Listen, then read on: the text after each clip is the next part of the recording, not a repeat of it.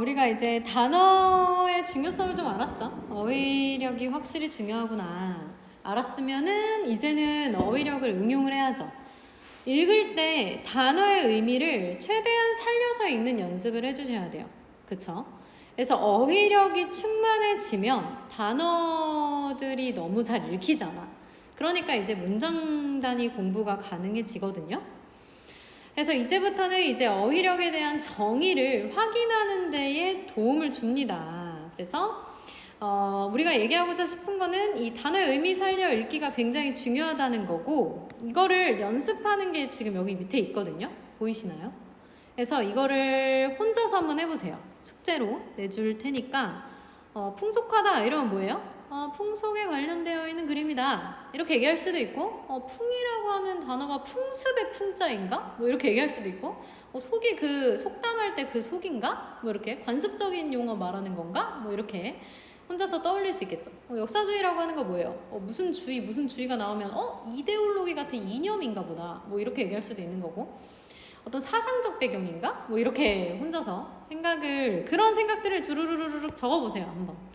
그래서 뭐 비교를 한번 해보시고, 이게 몇 개 안 되는데 이런 식으로 하고 나면 그 다음부터는 이제 우리가 문장 단위 글을 읽어줘야 되잖아요. 자, 그러면 이 어휘력까지는 익혔다 이거예요. 그러면 이제 그 다음에 나와야 되는 거는 배경지식이에요. 배경지식. 자, 그래서 배경지식에 대해서도 관심을 좀 가져줘야 되는데, 보시면 이 동산이나 부동산 같은 개념어는 익혔어요. 그런데 이런 게 뭐 어느 지문에서 등장하는지 그런 게 모르잖아요. 뭐 예를 들면 기초적인 법이나 경제, 사회문화권에 있는 그 비문학 내용 안에 있는 단어란 말이에요. 그런 배경지식과 관련이 되어 있는 거죠. 그래서 배경지식을 위해서라도 그 지문을 읽고 난 다음에 그 지문에 관련되어 있는 그런 추가적인 배경지식까지도 알아봐도 굉장히 괜찮아요.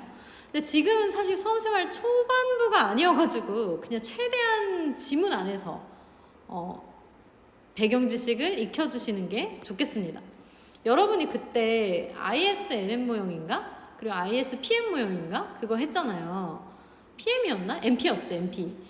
근데 그게 대공황이랑 관련되어 있는 거 아세요? 대공황? 대공황이 되고 난 다음에 그 ISLM 모형 나오고, 그 다음에 그 스태그플레이션 됐다 그랬잖아요. 그러면서 ISMP 모형 이렇게 나온 걸걸요? 제가 알기로는. 그래서 이제 이번에 이제 이 애들이 나왔던 내용이 대공황이었거든요. 그래서 그거랑 이제 연결되니까 저는 수업하기 너무 수월한 거예요. 무슨 말인지 알죠? 그러니까 이렇게 좀 배경지식을 늘려나가다 보면은 훨씬 더 이해가 쉽다. 지금 여기 보시면은 이제 세계관에 대해서 이렇게 좀 나오고 있는데, 이거 한번 읽어볼까요? 여기 1분? 읽어보세요 한번. 이거 읽으면서 한번 생각을 해보세요.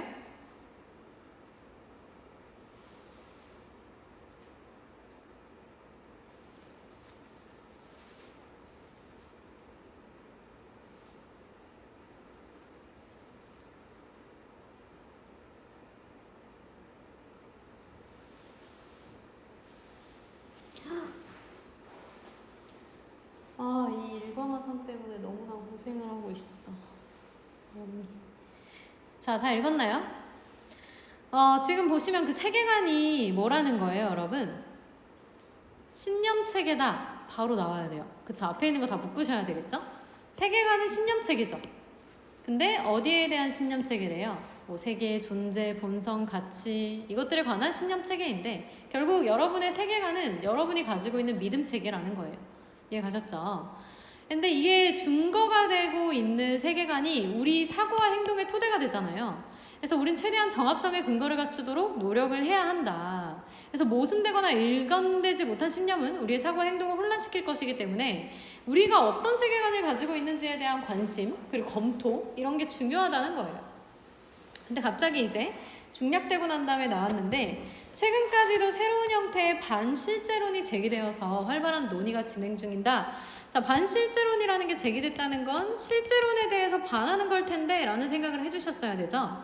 그래서 논증의 성패를 떠나서 반실제론자는 타성에 젖어있는 실제론적 세계관의 토대에 대해서 성찰할 기회를 제공한다. 그렇겠죠. 왜냐하면 반실제론자는 실제론에 대해서 의구심을 가지는 데일 테니까 당연히 성찰할 기회, 반성하거나 반대되는 의견을 제시를 해서 실제론적 세계관을 가진 사람한테 반성할 기회를 주겠죠. 그럼 타성에 젖었다는 게 무슨 뜻이에요? 은혜야, 무슨 뜻이야?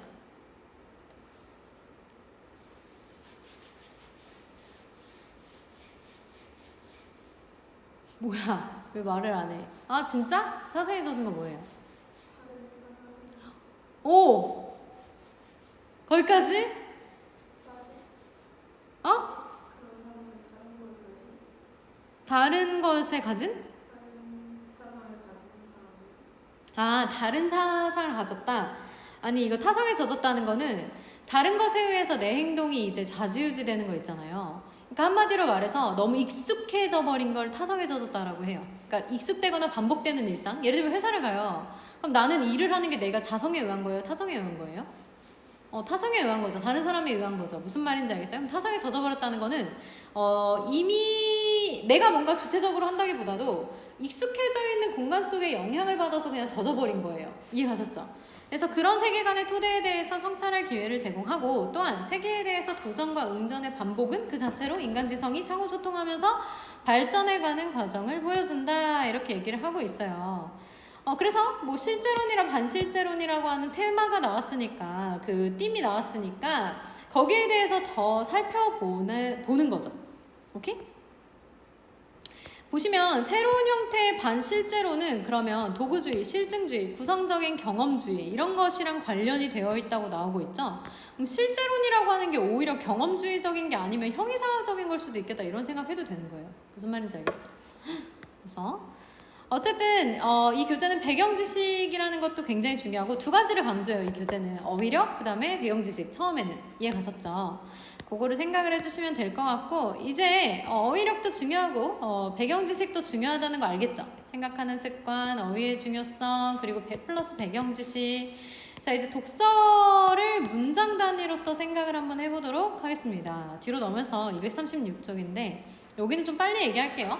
자, 독서 공부 기본은 이해하고 납득하는 거예요. 그래서 최대한 선지 판단의 시간을 짧게 만들어서 지문 이해를 넓히셔야 돼요. 이해가셨죠? 지문은 8, 선지는 2 정도 비율이 되면 됐고, 지문 내용을 제대로 이해하고 납득하면은 굳이 지문에 돌아가지 않아도 선지는 어떻게 된다? 당연한 선지가 되는 거다. 이해가셨죠? 그러면 최대한 빠르게 풀면서 정답을 잘 맞추는 애들은 뭐냐면 생각의 양이 좋고 생각의 질이 좋고 그리고 출력 속도가 빠르다는 거죠. 이해 가셨나요? 오케이. 그래서 이게 뛰어나다는 건데, 하지만 이게 제일 중요하죠. 생각의 양도 생각의 양이지만 생각의 질이 중요해요. 그러니까 내가 이 중심 내용에 맞게 생각을 했는지를 잘 검토해 보셔야 돼요. 이해 가셨나요? 왜냐면 그게 선지로 출제가 되고 답으로 나오기 때문에. 그쵸? 그래서 양 맞고 질 좋은 것을 빠르게 속도를 내서 풀이를 해주셔야 되는데, 결국 납득한다는 건 뭐냐? 그건 뭐냐면 내용을 본인의 언어로 설명할 수 있을 만큼 헷갈리지 않게 정리하는 거. 알겠죠?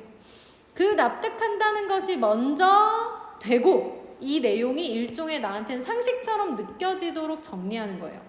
그러면 여러분이 가지고 있던 생각들을 좀 내려놓을 필요가 있어요. 이거 왜 그러는 거예요? 이렇게 할 필요가 없이 얘는 이렇구나 하면서 최대한 이해하고 납득해줘야 돼요. 이해 가셨나요? 오케이. 요거 한번 읽어볼까? 1분 준비 시작. 아까처럼 생각을 하면서 읽어주셔야 돼요. 빠르게 읽을 필요 없어요, 지금은.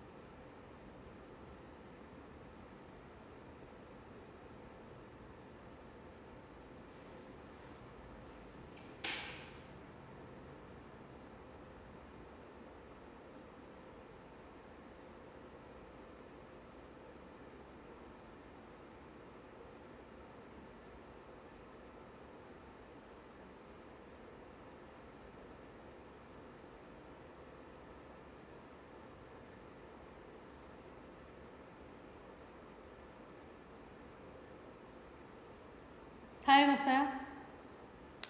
자, 첫 번째 1번을 읽을 때 무슨 생각을 하는지 한번 봅시다. 자, 음악에서 사용하는 소리라고 해도 대부분의 사람들은 피아노 소리가 심벌즈 소리보다 듣기 좋다고 생각한다. 이렇게 되어 있어요. 그러면 이제 피아노 소리는 좀 감미롭겠고 심벌즈 소리는 좀 시끄러울 수 있겠네 이런 생각은 했을 거예요. 그쵸? 근데 밑으로 내려가면 바로 2번에서 이중 전자를, 즉 피아노 소리를 고른 음이라고 하고 후자 심벌즈 소리를 시끄러운 음이라고 한다. 그러면 이거는 이미 재진수를 해준 거예요. 고른 음은 뭐예요? 피아노. 그리고 시끄러운 음은 심벌즈. 이렇게 맞아 떨어져야 돼요. 자, 그럼 고른 음은 주기성을 갖는다는 거는 여기에 그 재진수란 상태에서 넣어줘야 돼요. 고른 음은 뭐죠? 피아노 소리죠. 피아노 소리는 주기성을 갖지만 누구는 심벌즈 소리는 주기성을 갖지 못하는 거죠. 이해가셨나요? 그럼 일반적으로 음악에서 음이라고 부르는 것은 고른 음을 지칭한다. 그럼 일반적으로서 음악에서 음은 피아노 소리를 얘기하는 거잖아요. 이해가셨죠? 이렇게 계속 재진술. 이해가셨나요? 자, 그래서 고른 음은 주기성을 갖기 때문에 동일한 파형이 주기적으로 반복되죠. 이때 같은 파형이 1초에 몇 번 반복되는가를 진동수라고 하는데 진동수가 커지면 음높이, 즉 음고가 높아진다. 그럼 고른 음 중에서, 즉 피아노 소리 중에서도 파형이 4인판인 음파를 이제 단순음이라고 하고, 그쵸? 4인파의 진폭이 커질수록 단순음의 소리의 세기가 커진다. 그럼 진폭에 뭐가 비례하는 거예요? 소리의 세기가 비례하는군 하면서 뭘 적어줘야 돼요? 야, 진폭, 아이고. 진폭이라고 하는 거에 소리의 세기 이런 거 적어놔야 돼요. 알겠죠? 이런 게 문제로 나오거든요. 오케이? 자, 그래서 대부분의 악기에서 나오는 음은 4인파보다 복잡한 파형을 갖는데 이런 파형은 진동수와 진폭이 다른 여러 개의 4인파가 중첩된 것이다 라고 하고 있어요. 이런 소리를 무슨 음이라고 해요? 복합음이라고 하는 거죠. 그럼 복합음은 사실은 뭐예요? 심벌즈 소리 안에 있는 거예요? 피아노 소리 안에 있는 거예요? 피아노 소리 안에 있는 거죠. 그렇게 가주셔야 합니다. 그래서 복합음을 구성하는 단순음을 부분음이라고 하는데 그 부분음 중에서도 기본음이라고 하는 게 제일 작은 부위가 뭐예요? 기본음인 거죠. 기는 복합음 속에서 부분음들 중에서 기본음의 진동수를 복합음의 진동수로 인식한다. 되게 이상하죠? 진동음의 진동수를 복합음의 진동수로 인식하는 게 신기한 부분이죠. 뒤에 글이 더 궁금해지는 그런 내용이죠. 이렇게 재진술도 되고 어떻게 보면은 포함 관계도 알게 되고 하면서 읽어주셨어야 돼요. 알겠죠? 오케이. 여기는 거의 해설이기 때문에 제가 굳이 이거를 읽지는 않겠습니다. 거의 비슷하게 생각한 건데 어쨌든 우리가 이거는 어떤 내용을 하는 거냐면 당위적인 생각을 얼마나 그럴듯하게 했는지를 점검하는 거예요. 왜냐면 보시면 여기 보면 당연히 심벌즈보다는 피아노 소리가 듣기가 좋죠. 그러니까 고른음은 주기성을 갖는데 얘는 안 그러니까 피아노 소리가 주기성을 갖겠네 이런 식으로 가는 그 당위적인 것이 나와줘야 되는데 여기는 근데 그런 재진술이 아직은 안 나왔어요. 왜 그런 줄 알아요? 아직 안 배웠거든. 재진술은 뒤에 나와요. 지금은 우리가 배울 거는 개념의 정의 그리고 재진술 그리고 사례 원리가 연결되는 거 고정값 이렇게 4가지 원리를 배울 거예요. 그래서 이걸 토대로 문제를 읽어주시면 되겠습니다. 이해 가셨죠? 근데 재진술은 제가 아까 얘기한 것처럼 패러프레이징, 저는 항상 패러프레이징 이렇게 얘기를 하는데 영어로 얘기를 하는데 이게 재진술이랑 똑같은 말이에요. 이해 가셨나요? 오케이. 일단 개념 정의를 같이 봅시다. 하고 있어요. 또 무서웠어. 방금 엄청 무서웠어. 자, 그래가지고 눌렀어. 저도 무서웠네요. 자, 할게요. 여러분 개념 정의할 때 수능 국어에서 제일 많이 나오는 게 개념이잖아요.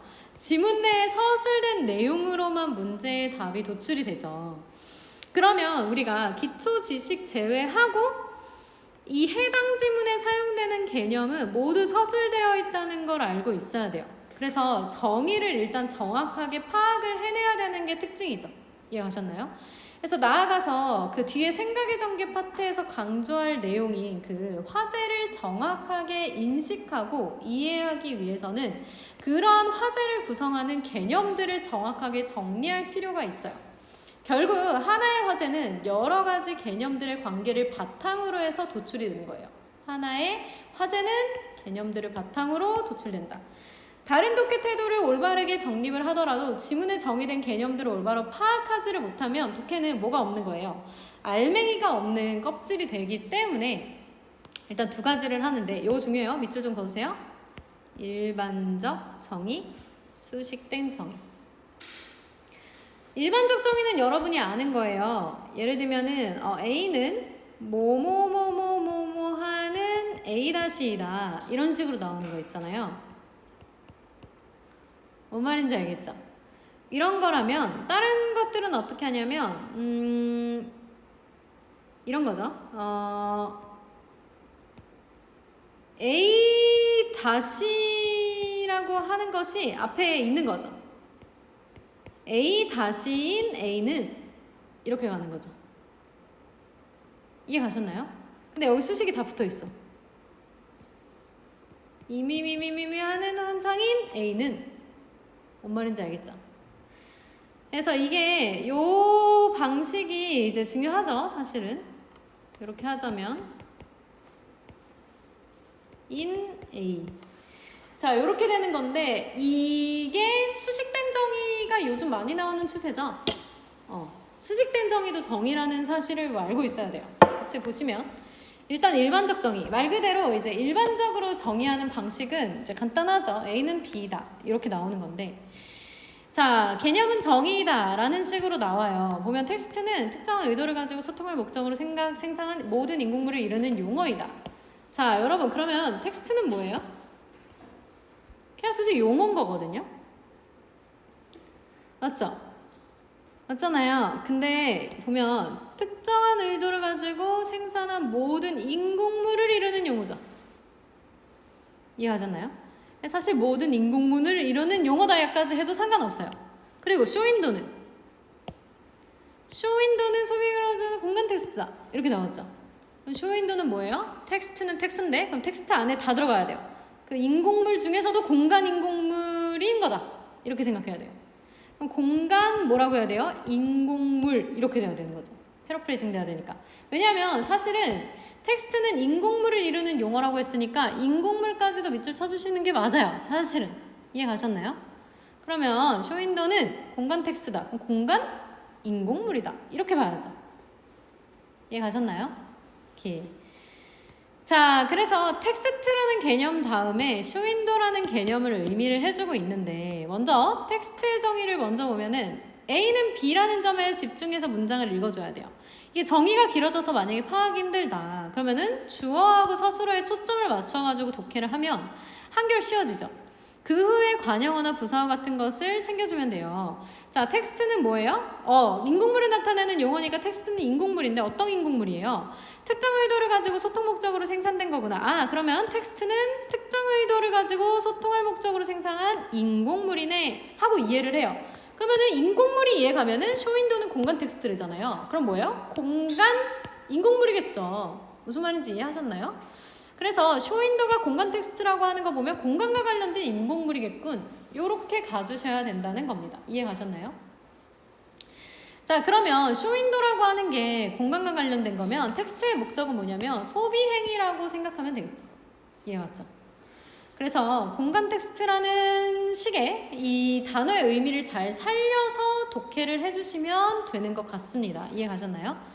자, 이것도 한번 해보도록 할게요. 일반적으로 사막은 연 강수량이 250mm 이하의 지역을 말하는데 대부분 저위도와 중위도에 분포한다 이렇게 되어 있어요. 자, 그러면 사막에 대한 정의가 등장하죠. 뭐냐면 연 강수량이 250mm 이하 지역과 저위도 중위도에 분포한다 이렇게 되어 있는데 자, 이럴 때는 이제 다음 정보랑 연결되는 게 제일 좋겠죠. 저위도 사막은 북회기선이나 남회기선을 지나는 곳이고 중위도 지역은 그 위치한 미국 서부의 그레이트 솔트레이크 사막과 이렇게 되어 있죠. 그럼 저위도 중위도라고 하는 것이 더 중요한 정의임을 어렵지 않게 파악을 할 수가 있는 거예요. 그러면 이 부분의 개념이 더 중요한 거예요. 자, 보시면 사막은 저위도 중위도에 분포한다가 더 중요해요. 왜? 뒤에 저위도는 이렇고 중위도는 이래 라는 설명이 나왔다는 거 보면 얘보다 얘가 더 무게가 실려있는 정의일 수 있겠다 이렇게 되는 거예요. 이해 가셨죠? 자, 보시면 이 프레임 정의를 보면 프레임은 영화와 사진 등의 시간 매체에서 화면 영역 그리고 화면 밖의 영역을 구분하는 경계로서의 틀이죠. 자, 프레임은 뭐다? 경계로서의 틀이다. 묶어줘야죠. 그리고 나머지는 이렇게 근데 뭐를 나눠주는 경계틀이에요? 시각 매체 안에서 화면 영역이랑 화면 밖의 영역 두 가지. 그에 대한 경계겠죠.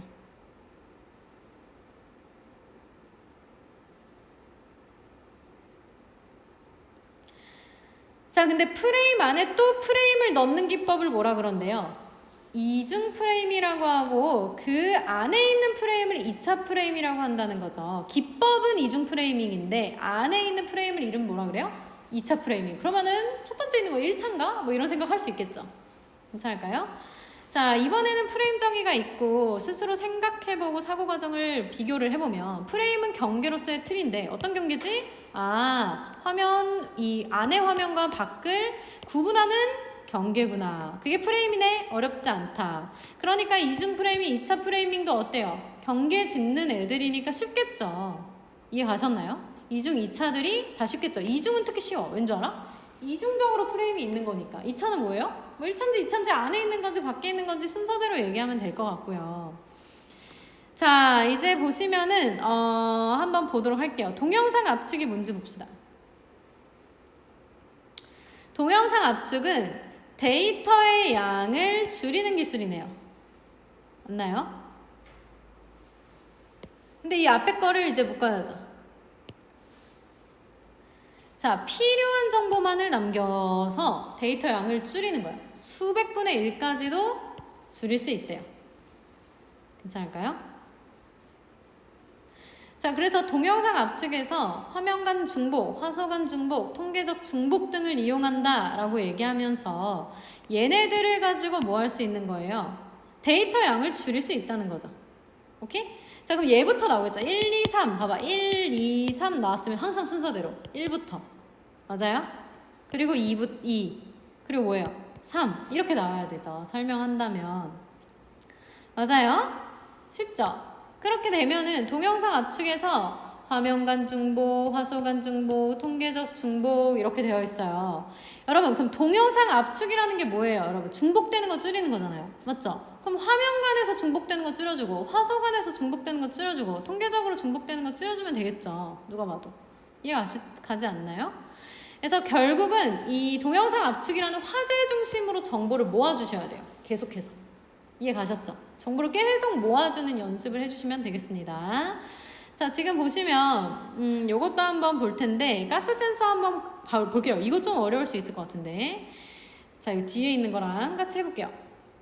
가스 센서는 뭐 하는 거래요? 여러분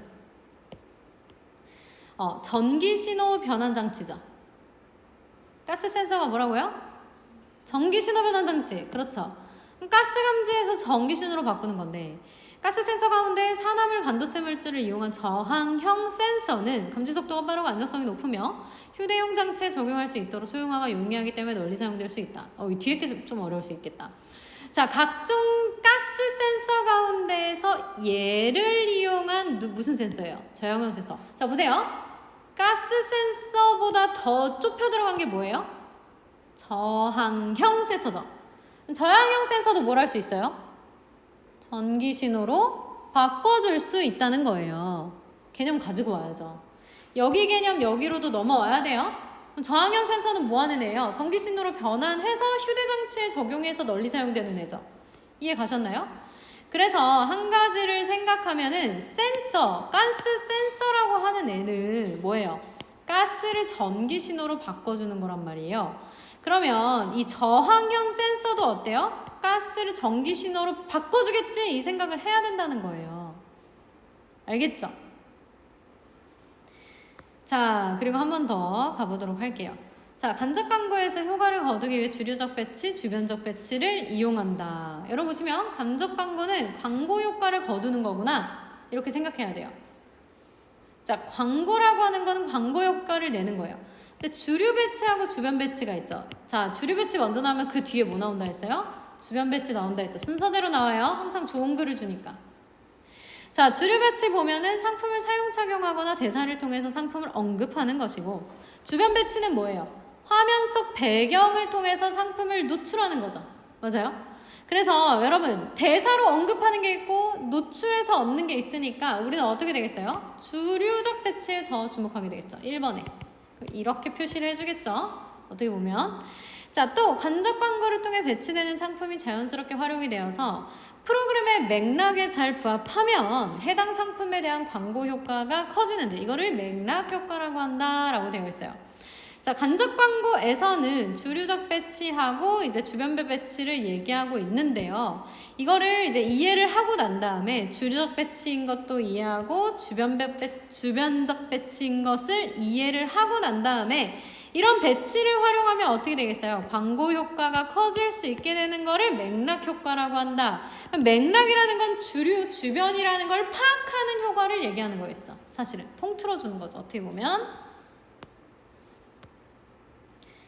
자, 이제는 수식된 정의라고 볼 수가 있는데 저희가 같이 조금 3번의 재진술